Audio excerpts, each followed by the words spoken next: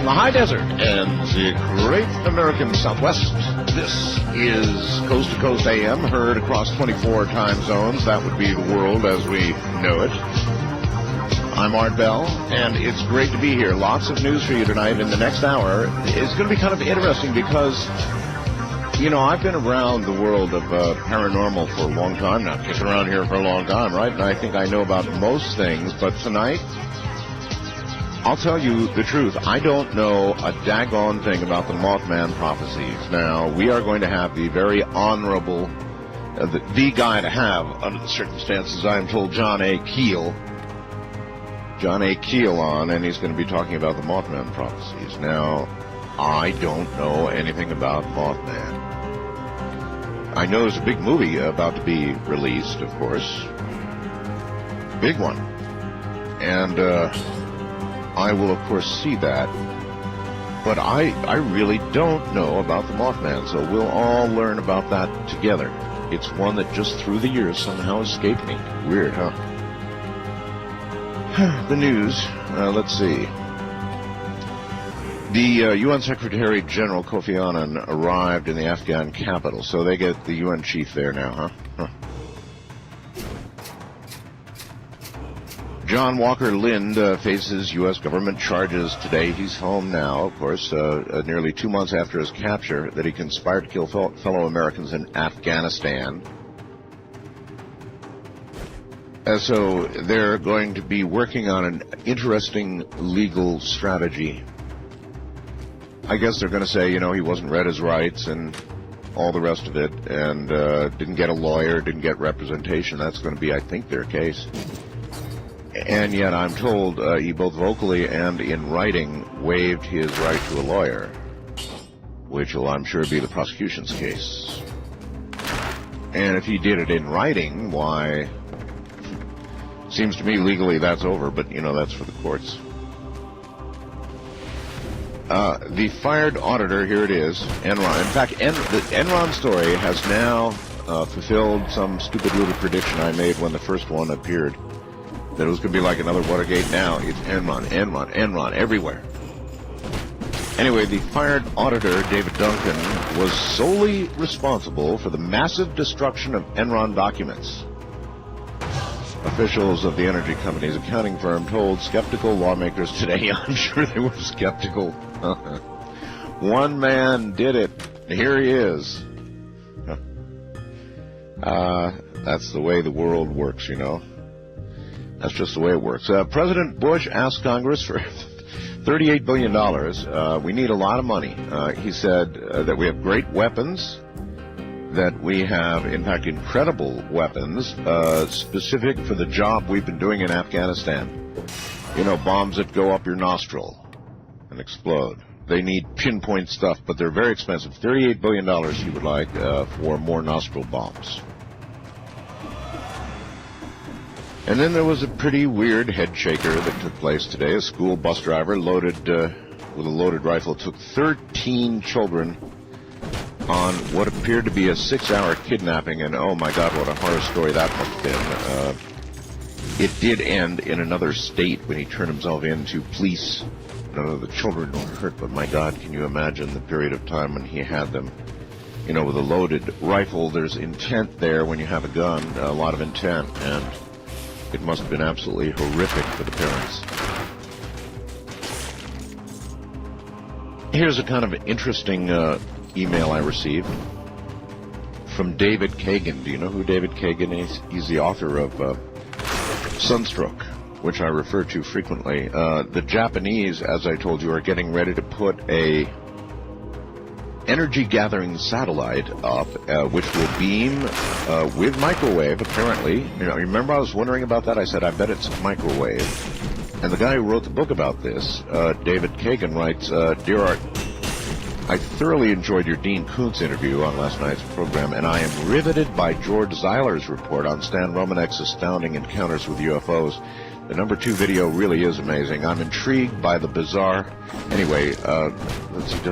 Thank you so much for mentioning my novel, Sunstroke, on last night's broadcast in relation to Japan's NASDA solar demonstration satellite. My NASA contacts have confirmed their satellite will indeed be utilizing concentrated microwaves to beam solar energy to a receiving antenna on Earth. More power to them.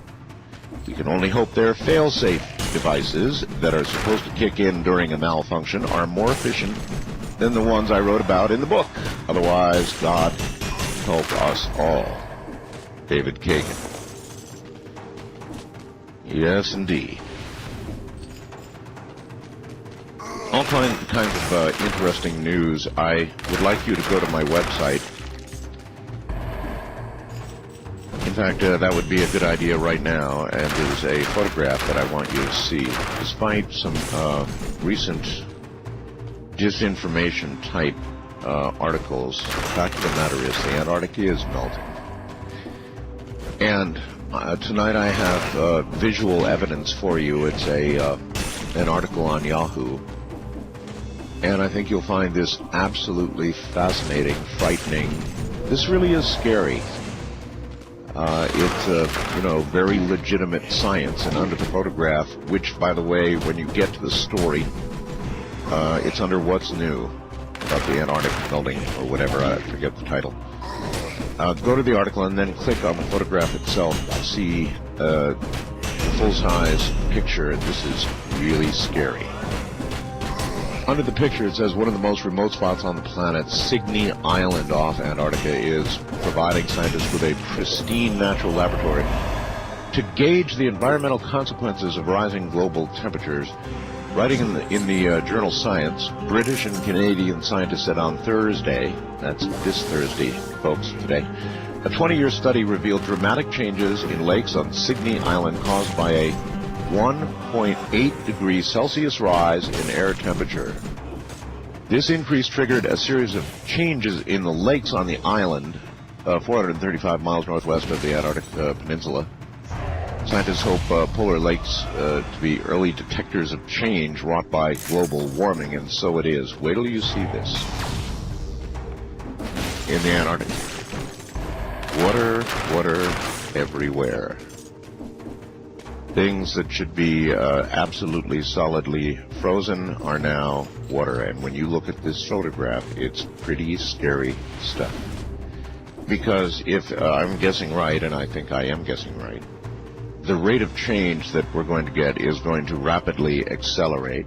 It has become my view that we are indeed on the edge of a rapid climate change, and there are a lot of implications for that. But I feel very strongly it's underway right now, and this photograph is evidence of it. Other evidence is going to come in very worrisome ways. The sea levels, should this occur, are going to rise very, very dramatically. And many people who are above water now would not, under those circumstances, be above water any longer. They'd be down there so far they'd be wondered about by the next civilization. So with what's going on in the sun and the now scientifically verified effects occurring here on Earth with the rising temperature, there are interesting things that are beginning to happen. This photograph is pretty good stuff. You might want to take a look at the bottom of the world.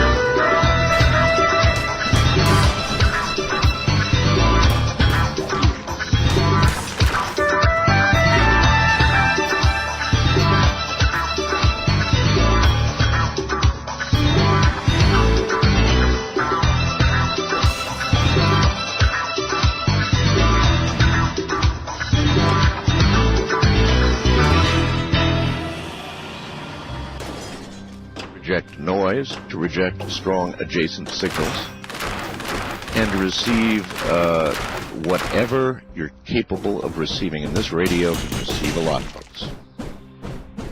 In technical ways, in every technical way you can imagine, this radio was designed to be the best AM radio in the world, and it is. It's also FM, television, audio. Yes, you get TV, but just the audio, and it's kind of nice. Sometimes NOAA weather alert that might even save your life if something nasty is coming your way.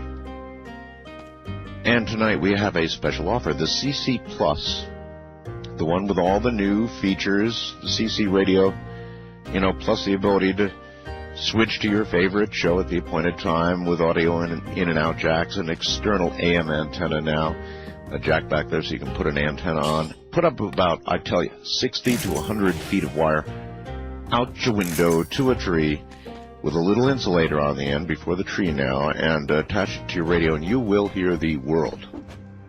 It is so awesome. That's a lot of fun. Simple wire antenna. Anyway, the CC radio right now comes with a special offer.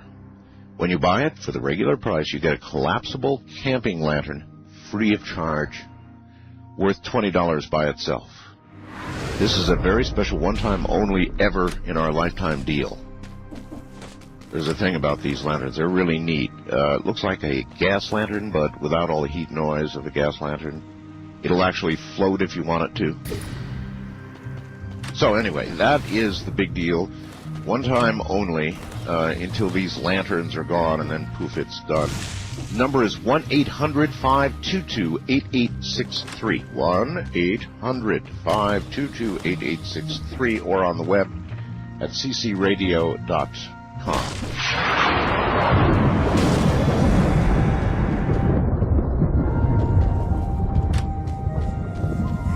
Better take a look at that picture. My website is artbell.com, and then if I can bring mine up, let's see, under what's new. Oh yes, here it is. First item, hard to miss, melting Antarctic polar cap. You can read the entire story, and you can see the rather worrisome photograph. There, my friend, is where the observable effects begin, but they don't end there. If this is, again, I'll say, the beginning of a rapid climate change, as scientists are now beginning to warn, interestingly, the cities that we now know, on the east and west coast, a lot of them are at think of New Orleans. Get that kind of sea level rise, and their history. Saudi officials warned Thursday they would not allow, get this, U.S. servicewomen to go around without a head-to-toe robe, and criticized Washington for lifting the requirement that its female troops wear the garment. Now, this could be a serious point of contention with the Saudis, and I must tell you, it is my firm belief the Saudis don't want our butts there at all. They really don't want us there. They've made it clear.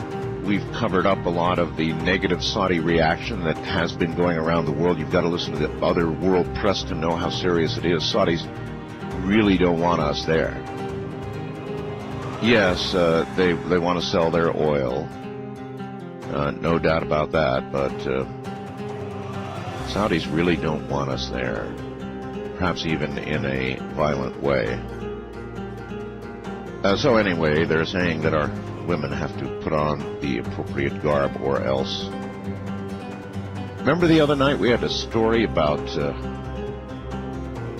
birds, zillions of birds dying at once? Well, here it is. Birds usually perch on power lines without harming a thing. But in Montgomery County yesterday, the typical bird behavior sent smoke curling from appliances